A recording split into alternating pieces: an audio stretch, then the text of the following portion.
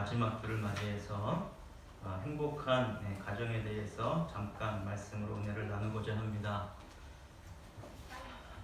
여러분의 가정은 행복하십니까? 여러분의 삶은 어떻습니까? 행복이 무엇일까요? 아마 많은 다른 생각들이 있을 것입니다. 행복이란 무엇이다. 아마 기본적으로 행복은 우리 각기 한 사람 한 사람이 만족을 누리는 그러한 부분들이 있어야 될 줄로 압니다. 내가 만족하지 못하는데 행복을 느낄 수는 없을 것입니다.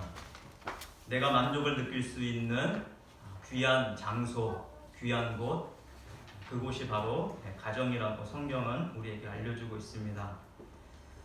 그런데 불행하게도 가정에서 행복하지 않고 가정에서 힘들고 고통당하는 수많은 사람들도 있음을 볼 수가 있습니다.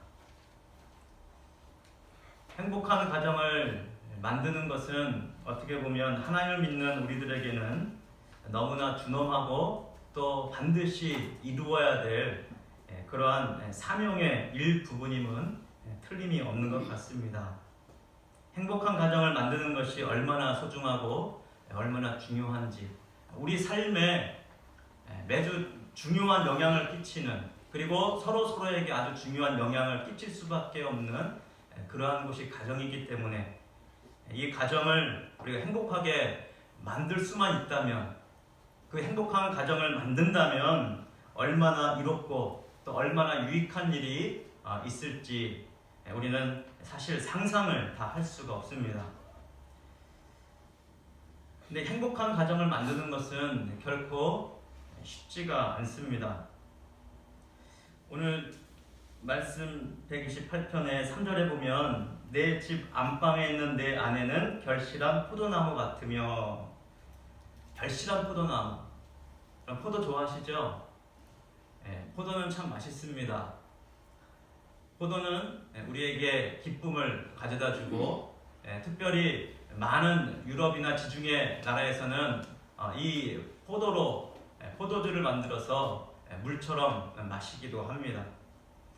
포도는 그러한 많은 생명과 같은 마시는 음료로, 그리고 우리 피에 좋은 영양을 공급해주는 그런 역할을 해줍니다. 풍성한 결실한 포도나무 같다. 누가 그렇다고요? 아내. 이 아내는 또 다른 말로 이제 어머니라고도 표현할 수 있겠죠. 자식을 낳은 그 아내. 가정에서 풍성한 결실을 맺는 포도나무 같다. 그렇게 묘사를 하고 있습니다. 또 신약에도 포도나무 비유를 누가 들고 계시죠? 누가 그 포도나무 비유를 했습니까? 예수님께서 아버지는 농부, 나는 포도나무다. 그리고 너희는 그 포도나무에 붙어있는 가지다. 그렇게 예수님께서 표현을 하셨습니다. 여러분, 포도나무를 한번 보세요. 포도나무가 아주 맛있는 풍성한 포도 열매를 결실로 가져다 주지만 포도나무 자체는 어떻습니까, 여러분? 아주 우람하게 하늘 높이 솟아 올라가 있습니까? 아니면 몇 사람이 들을 만큼 그 나무가 기둥이 우람합니까? 아니요. 나무 같지도 않아요. 무슨 나무도 아니에요. 그냥 땅에서 뿌리처럼 가는 줄기가 올라와가지고 그 이제 넝쿨처럼 감겨서 올라가서 아주 잔 가지가 나오는데 거기에서 포도송이가, 포도 열매가 맺힙니다. 이 포도의 특징은 뜨거운 햇볕을 받아야 됩니다. 그리고 때때로는 많은 물이 없어도 그것을 견디면서 결국에는 이 풍성한 포도 결실을 맺습니다. 그 포도나무가 포도 결실을 맺기까지는 많은 시간과 많은 과정이 필요합니다. 뜨거운 햇볕을 받아야 되고, 그리고 물이 적을 때의 고통을 몸소 체험을 하고 경험을 하고, 그 고통 이후에, 고난 이후에 풍성한 결실을 맺습니다. 결실을 맺기까지 그 과정이 결코 순탄치 않다는 것을 보여주는 것이죠. 그러니까 이 포도나무의 그 결실은 우리가 포도만 생각하지만 그 포도나무 자체 생각하면 앙상한 가지, 뜨거운 햇볕을 견뎌야 되는 그 고통의 시간들, 수많은 고난의 시간들이 결국에 열매를 거두게 된다. 어찌 보면 가정에서 이 아름다운 포도나무의 열매를 거두기까지는 그 과정이 쉽다 어렵다? 결코 쉽지 않다. 매우 어려운 과정이 있음을 짐작해 볼 수 있는 대목입니다. 그리고 이 가정에는 여러 가지 구성원들이 있죠. 아빠가 있고 엄마가 있고 그리고 자녀들이 있고 또 아빠가 있고 아빠의 엄마가 있고 그래서 할머니, 할아버지 그리고 이렇게 많은 가족들이 있을 수가 있습니다.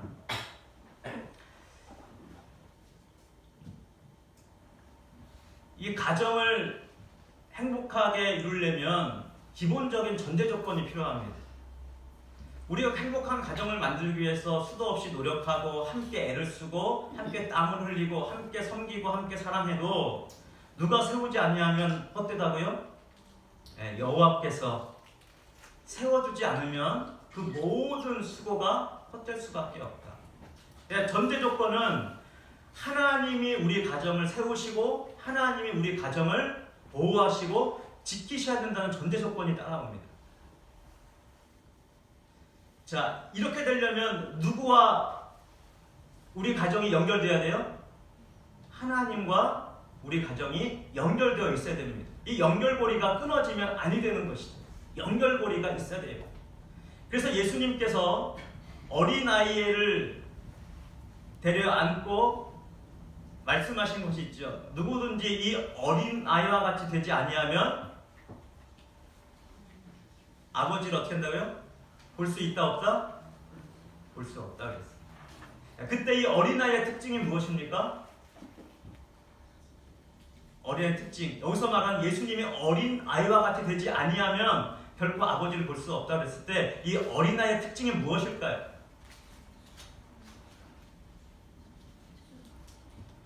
순수함. 또요? 이 어린아이의 특징.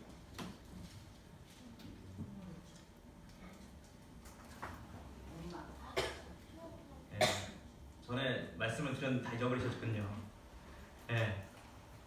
어린아이는 저도 누가 묻기를 처음에는 어린아이 순진하죠, 순수하죠 그렇게 대답을 했는데 여러분 어린아이가 순수합니까?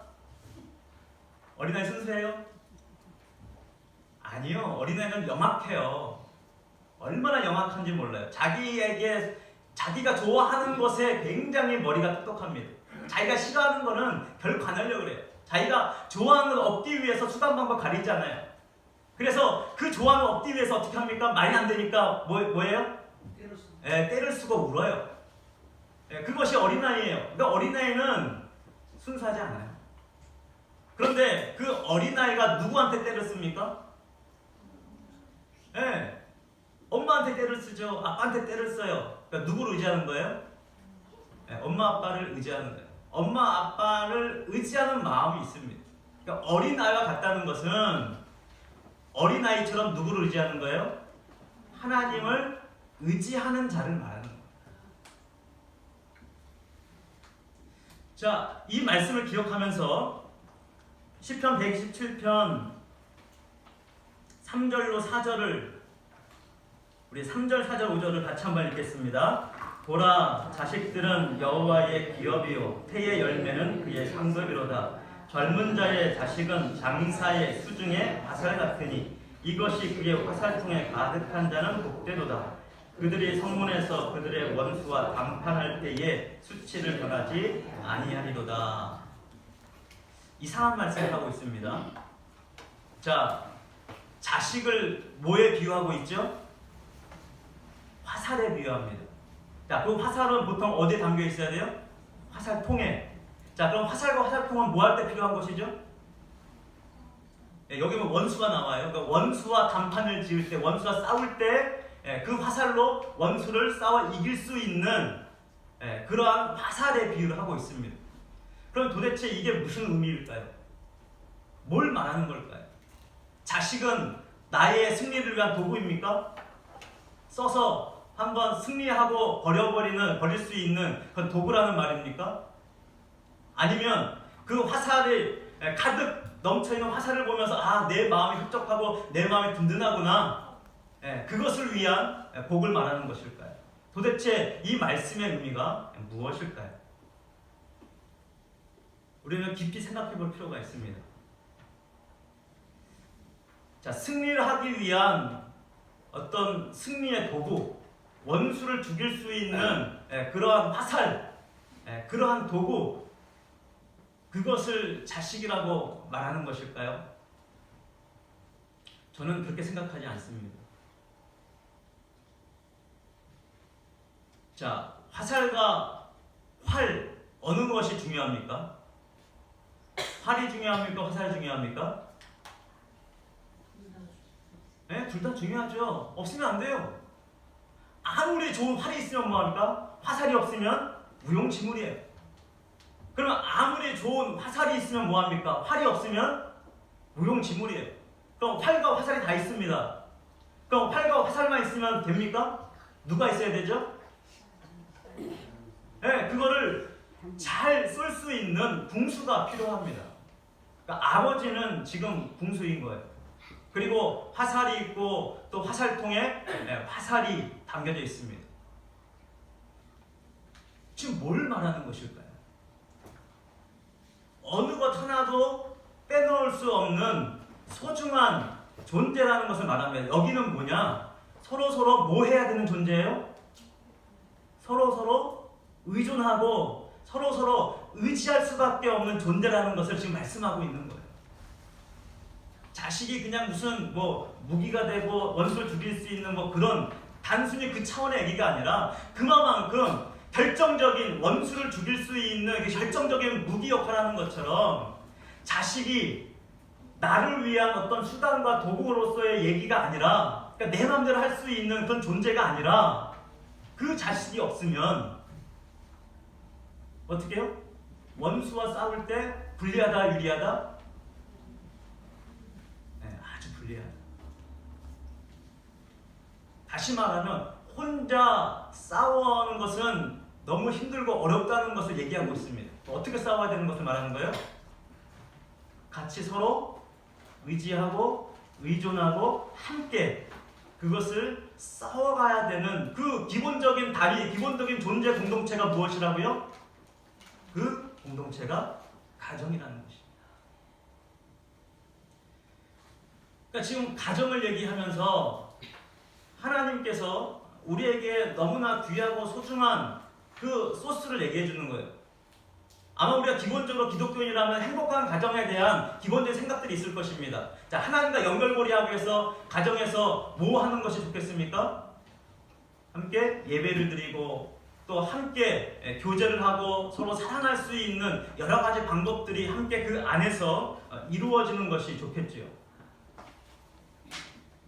그런데 그 가정에서 아무리 예배를 드리고 아무리 성경을 읽고 성경을 나누어도 자, 기본적인 무엇이 끊어져 있으면 하나님과의 연결이 끊어져 있으면 그 모든 것이 어떻다고요? 다 헛된 것이 되고 헛수고가 된다. 가장 중요한 것은 하나님과의 이 연결고리가 결코 끊어지면 안 된다. 지금 세계가 우리 한국을 향해서 집중해서 보고 있습니다. 관심의 주요 뉴스의 대상이 되었습니다. 6월 12일 날 무엇이 약속되어 있었죠? 미국과 북한의 정상회담이 싱가포르에서 개최되기로 약속이 되어 있었습니다. 그런데 이번 주에 그게 어떻게 됐어요? 중간에 취소하겠다. 트럼프 대통령이 순식간에 취소 선언을 했습니다. 여러 가지 그 나라에서 발언들, 언론에서와 또 대통령 같은 보좌관이나 여러 관련된 말들이 오해와 오해를 낳고 이거 잘못되는 거 아니냐 그래서 서로 발언하다가 취소! 하고 돌연 취소가 되었었습니다. 그랬다가 어저께 문재인 대통령과 김정은 함께 만나서 또 회담을 했습니다. 그리고 아까 예배드리기 전에 10시에 그 회담 결과에 대해서 발표를 했습니다. 잠깐 그 내용을 봤는데 어제 이미 미국하고도 연락이 다 돼 있어서 다시 합의를 봤습니다. 6월 12일 날 싱가포르에서 예정대로 다시 만난다. 그렇게 얘기가 됐습니다. 오히려 한번 틀어졌던 게 잘 된 것 같아요. 여러분 보세요. 취소하면서 뭐가 끊어졌습니까? 연결고리가 끊어졌어요. 또 긴밀하게 이 끊어진 연결고리를 잇기 위해서 만나서 대화를 하고 또 서로 의견을 소통하고 나누는 가운데 다시 연결이 되었습니다. 물론 이 과정은 계속해서 돼야 됩니다. 좋은 결과를 낳을 때까지 이것은 계속 되어야 되겠죠. 우리의 삶도 마찬가지라는 것입니다. 우리의 신앙도 마찬가지라는 것입니다. 우리의 가정의 삶도 마찬가지라는 것입니다. 한번 연결되었다고 이게 끝까지 연결되어 있느냐? 그렇지 않아요. 물론 혈연은 끊을 수 없는 것이죠. 핏줄은 끊을 수 없습니다. 그것은 기본적인 사실입니다. 누구도 끊을 수 없어요. 그럼 핏줄이 끊어지지 않는다고 연결이 다 되어 있는 것일까요? 그런 건 아니잖아요. 아무리 혈통이어도 아무리 핏줄이어도 아무리 가족이어도 연결이 안 되면 연결이 안 되는 것입니다. 연결을 해야 되는 것이죠. 연결하기 위해서는 끊임없이 가족들 간에 서로 어떤 존재라는 것을 인정해야 됩니까? 서로 의존적인, 서로 의지할 수밖에 없는 존재라는 것을 우리는 인정해야 됩니다. 저는 외롭지 않습니다 하시는 분 한번 손 들어보세요. 저는 늘 기쁘고 늘 마음이 행복하고 저는 외로움이라는 것은 모르고 살아갑니다. 한번 손 들어보세요. 손은 안 드시네요. 전부 다 외로운 사람만 여기다 모였군요. 그럼 외로운 사람들끼리 한번 외롭지 않게 우리가 함께 만들어가야 될 텐데, 자, 외롭지 않으려면 어떻게 될까요? 자, 외로움이 뭔 줄 알면 무엇의 소중함을 또한 알겠습니까? 서로 함께하는 즐거움이 무엇인가를 더 알게 되죠. 그런데 외로움에 오래도록 방치되어 있는 사람이라면 함께하는 것 또한 쉽지가 않습니다. 혼자 있으면 편해요. 외로우면서도 편해요. 누군가 나를 귀찮게 하는 사람이 없어요. 그러니까 나 홀로 그 길을 걸어갈 수 있는 것처럼 생각이 듭니다. 그런데 점점 마음속에 무엇이 점점 커집니까? 이 외로움의 고통이, 외로움의 두려움이, 외로움의 때로는 이 사망의 공포와 같은 그 외로움이 우리를 엄습해오고 그것을 헤어나올 수 있는 길이 우리 스스로에게는 사실상 없습니다. 다윗도 수많은 외로움의 생활과 외로움의 시련의 기간들이 있었습니다. 가정에서 있었지만 가정에서도 외로움의 시간들이 있었습니다. 시편 말씀에 보면 다윗이 누구한테 버림받았다고 고백합니까? 내 부모에게 버림받았다. 그것을 고백하고 있습니다. 그러면 그 다윗의 부모님이 다윗을 진짜 버려버린 거예요? 그래서 다윗이 그렇게 고백한 것입니까? 글쎄요, 성경에 그런 기록이 없어서 전혀 모르겠는데요. 그렇게 생각할지 모르겠지만 여러분 생각해보세요. 다윗의 부모님이 다윗을 야 너는 우리 아들 아니니까 너 꺼져 밖에 나가 그렇게 해서 집 밖에 버린 적이 없습니다. 그럼에도 불구하고 다윗은 뭘 느꼈어요? 내 부모가 나를 버렸다. 그것을 느낀 적이 있다는 거예요. 언제 느꼈을까요? 아시잖아요. 언제 느꼈어요?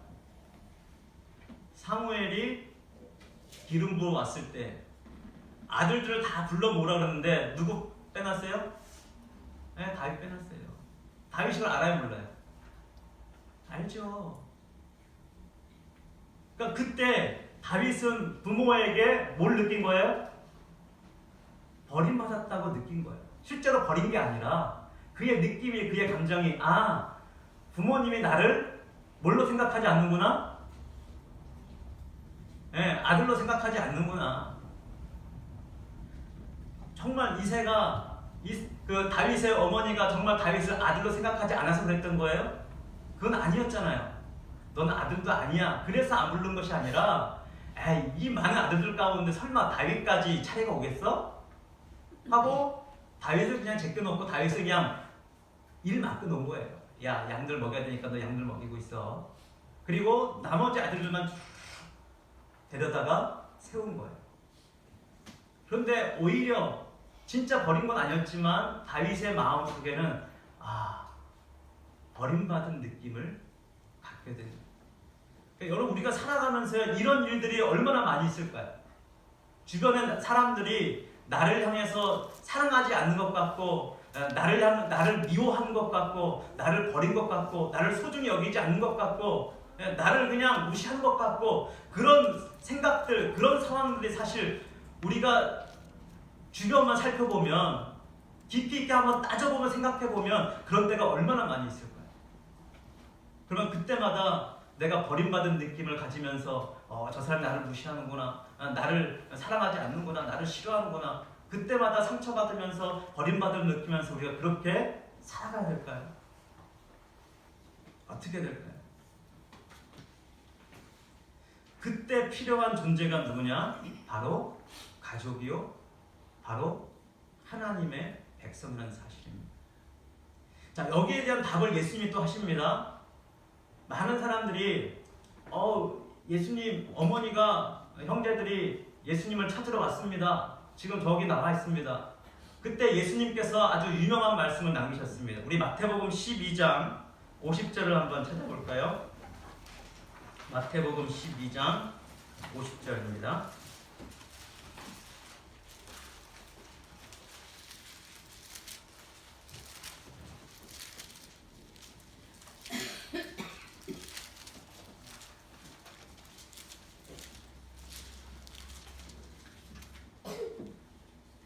우리 49절부터 50절까지 같이 읽습니다. 손을 내밀어 제자들을 가리켜 이르시되 나의 어머니와 나의 동생들을 보라. 누구든지 하늘에 계신 내 아버지의 뜻대로 하는 자가 내 형제요 자매요 어머니이니라 하시더라. 자, 예수님의 가족 개념을 지금 어떻게 말씀하고 계세요?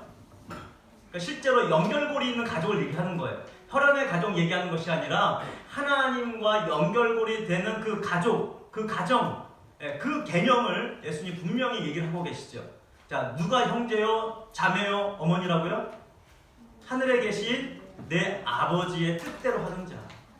그러니까 다시 말하면 하나님과 연결고리를 끊지 않고 계속 연결되어 있는 그 사람들 안에서 이제 하나님의 뜻을 따라 하나님의 마음을 가지고 예수님의 마음처럼 서로 어떻게 해요?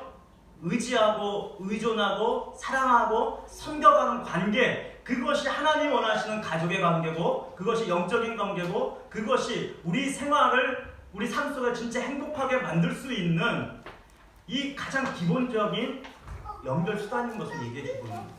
그러니까 우리가 행복하려면 어떻게 돼야 돼요? 서로 연결되어 있어야 돼요. 연결되어 있지 않으면 행복하지 않은 거예요. 연결돼야 행복한 거예요. 그래서 성경에도 사도 바울이 성령의 평안을 매는 줄로 하나 되게 하신 것을 어떻게 하라고요? 힘써 지키라. 이미 성령 안에서 하나 되게 하셨다. 평안을 매는 줄로 이미 하나 되게 하셨다. 다시 말하면 그리스도의 한 몸으로 부름받았다는 것이죠. 한 몸에는 뭐가 있어요? 한 몸에 있는 많은 지체들이 있는 거예요. 이 지체들이 연결되어 있을 때 한 몸으로서 기능을 발휘하고 서로 연결되어 있을 때 한 몸으로서의 그 안에 소속감과 만족감과 모든 역할과 달란트와 그리고 사명과 그 모든 것이 그 안에 있는 것이죠. 이 연결고리가 얼마나 중요한지 모릅니다. 이 연결이 끊어지면 다 끊어진 거예요. 행복하지 않아요. 하나님과 연결고리가 끊어지면 우리 안에 만족이 없어요. 행복하지 않아요. 걱정과 염려가 늘 엄습해 와요. 그러나 하나님과 연결될 때 온 우주 만물을 만드시고 그리고 우리의 모든 것을 아시는 그 하나님이 내 안에 계시고 내가 그 안에 있을 때 그 안에서 우리는 비로소 평안과 만족을 느낄 수 있으며 그 안에 기쁨이 무엇인지를 우리는 알게 되는 것이죠. 그런데 그 하나님과의 관계만 있는 것이 아니라 우리는 함께 세상에서 누군가 더불어 살아가는 존재라는 거예요. 하나님은 보이지 않아요. 그 하나님이 함께 하시는 것을 우리는 누구를 통해서 확인해 가는 겁니까? 내 옆에 있는 형제와 자매와 어머니와 아버지와 자식들과 그 가족들 안에서 그 연결고리를 확인하는 작업들 하면서 우리는 행복을 알아가고 행복을 만들어 가는 거예요. 그러니 가정이 얼마나 중요하고 소중합니까? 그런데 이 연결되어야 될 가족들끼리 때때로는 가족이라는 것을 너무나 믿기 때문에 끊을 수 없다는 걸 알기 때문에 때때로 서로에게 험한 말도 하고 상처도 주고 함부로 대하기도 하고 그래서 그 안에서 다윗처럼 버림받음도 느끼기도 하고 상처를 입기도 하고 가족들 안에서 서로 때로는 원수처럼 감정의 골이 깊어지는 그러한 때도 있다는 사실입니다.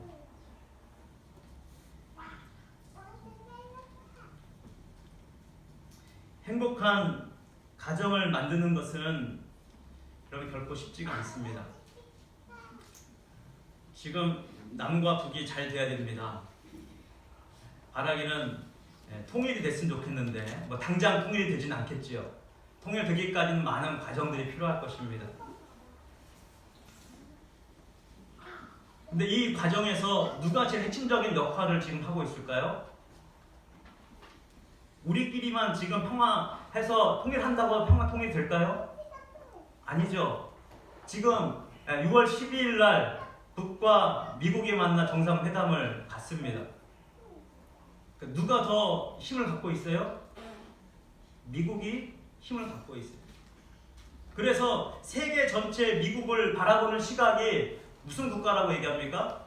세계를 만약 한 나라로 본다면 미국이 무슨 역할을 하고 있어요? 페트롤, 경찰의 역할을 하고 있다. 경찰이라는 것은 뭡니까? 뭘 가지고 있는 거예요? 법의 치안의 힘을 가지고 있는 것이죠.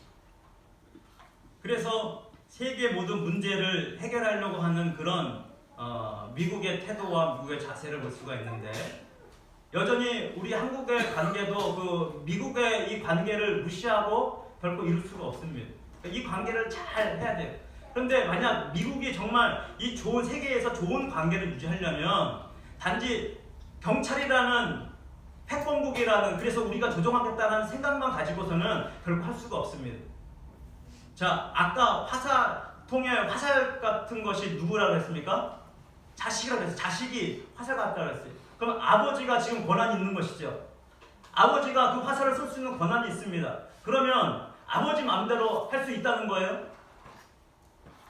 그러면은 원수를 쏴서 이기고 그 가정의 평화와 승리가 왔기 때문에 행복하다는 거예요? 아니라고 했잖아요. 아까 무슨 관계를 얘기한 거라고 했어요?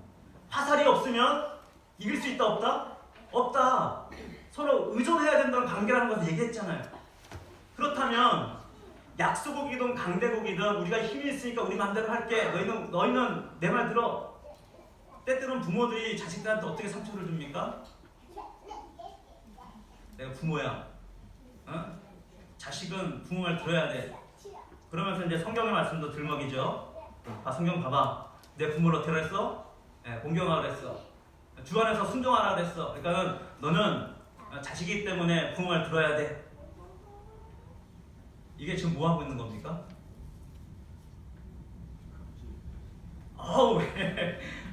뭐 하고 있는 거라고요? 갑질. 또 다른 말로 협박하고 있네. 협박. 이게 옳은 거니까 너 이렇게 해야 돼. 그러면 이게 지금 자식하고 연결고리로 연결되고 있는 걸까요? 연결하고 있는 걸까요? 아니면 연결을 끊는 걸까요?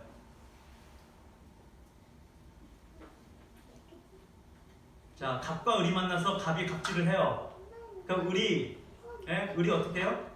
갑이니까 어쩔 수 없이 을은 말을 들을 수밖에 없어요. 그럼 말을 들으면서 그 을은 갑에 대해서 어떤 마음을 갖고 있어요? 아, 난 참 행복하다. 갑질하는 갑을 만나서 난 참 행복하다. 그렇게 느끼면서 살아갈까요? 아니요. 절대 안 그래요. 그럼 여러분, 행복한 가정이 되려면 답은 우리가 이미 알고 있어요. 그런데 우리는 어떤 말씀이라는 어떤 율법이라는 그런 관점 하에서 그것을 가지고 상대방한테 적용하려고 할 때 그건 갑질이 되는 것이고 결코 그 연결이 되는 것이 아니라 우리의 연결을 끊는다는 사실을 우리가 잠깐 수시로 자꾸 잊어버려요.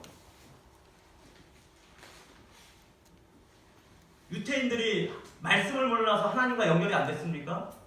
유태인들이 11조를 안 드려서 제사를 안 드려서 하나님과 연결고리가 끊어졌었습니까? 아니요. 그들은 계속 11조를 드리고 제사도 드리고 금식도 하고 또 선을 행하기도 하고 말씀도 지킨다고 애를 썼어요. 그렇지만 하나님께서 그들이 항상 뭐라 그랬어요? 예수님이 그들이 항상 뭐라 그랬어요? 너희가 아버지도 알지 못하고 나도 알지 못하니 내가 어디서 왔는지도 모르고 내가 어디로 가는지도 너희가 모른다. 그렇게 말했어요. 뭘 말하는 겁니까? 그들이 진정으로 누구와 연결 안 됐다는 거예요? 하나님과 연결이 안 돼 있다는 거예요. 그러니까 우리가 말씀을 지키면서 말씀을 믿으면서 말씀에 있는 대로 행하고 그것을 행한다는 어떤 겉으로의 모습으로가 아니라 진짜 내가 하나님과 연결이 되어 있나. 그리고 자식과 그리고 아내와 남편과 부모와 모든 관계 속에서 하나님 안에서 정말 연결이 되어 있나. 이것이 중요하다는 것이죠. 서로가 서로에게 없어서는 안 될 존재라는 것을 인정해야 된다는 것입니다. 부모이기 때문에 자식한테 함부로 할 수 있고 부모이기 때문에 자식한테 욕할 수도 있고 부모이기 때문에 자식한테 때릴 수도 있고 물론 너 자식 때립니다. 때리긴 했지만 갑질로서 때리는 것이 아니라는 것이죠. 부모이기 때문에 그냥 때리는 것이 아니라는 것이죠. 그 모든 관계 속에 모든 행위 속에 모든 것 속에는 무엇을 위한 하나님 안에서의 서로 연결을 위한 그 모든 행위와 모든 과정과 모든 마음 씀씀이가 우리 안에 서로에게 필요하다는 것입니다. 네가 없으면 안 돼. 우리 가정에서 너 없으면 안 돼. 당신이 없으면 안 돼. 하고 서로의 존재를 인정해주고 서로를 의지하는 그런 존재라는 사실을 우리가 잊는다면 결코 행복한 가정을 만들 수가 없습니다. 그러나 아무리 작아도 아무리 보잘것없는 존재 같아도 서로가 서로에게 필요한 존재라는 그 사실을 인정하고 하나님이 어떻게 쓰실지 모르겠지만 하나님께서 반드시 우리 가정 안에서 또 우리 안에서 귀하게 쓸 존재라고 인정하고 그것을 믿기 때문에 서로 존중하며 서로 함께 갈 때 이 연결고리가 끊어지지 않고 그 연결고리 안에서 서로 무엇을 느끼는 거예요? 서로 행복과 서로 사랑과 그리고 존중과 더불어서 서로 평안과 안정감을 느끼면서 행복한 삶을 살아갈 수가 있는 것이죠. 우리 가정이 그런 가정들이 되기를 주의 이름으로 축원합니다. 그러기 위해서는 내가 희생하고 내가 섬기는 과정들이 필요한 거예요. 저 사람과 연결되기 위해서는 나를 버리고 나를 다 드리는 과정이 필요한 거예요.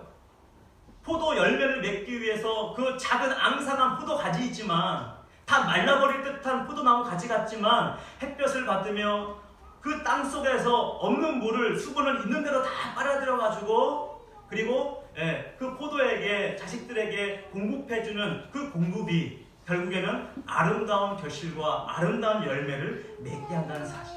서로 섬기고 서로 존중하고 서로 아름답게 사랑해갈 때 그 안에 진정한 행복의 가정이 이루어갈 수 있음을 우리는 삶을 통해서 더욱더 깨달아가고 그래서 이 가정이 얼마나 소중하고 행복한 것인가.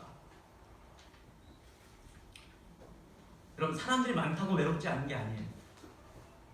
여러분이 지금 여기 와서 함께 앉아서 예배 드리고 있지만 예배 드리고 있으면서도 외로움을 느낄 수 있어요.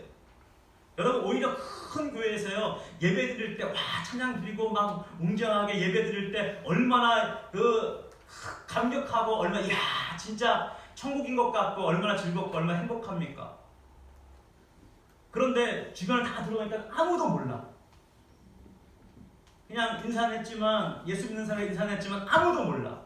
그리고 아무도 모르는 그 사람들 속에 예배를 장엄한 예배를 드리고 거룩한 예배를 드리고 기쁨의 예배를 드리고 나오는데 뚜벅뚜벅 걸어 나오면서 아무하고도 교제 나눌 수 없이 그냥 나온다고 생각을 해보세요.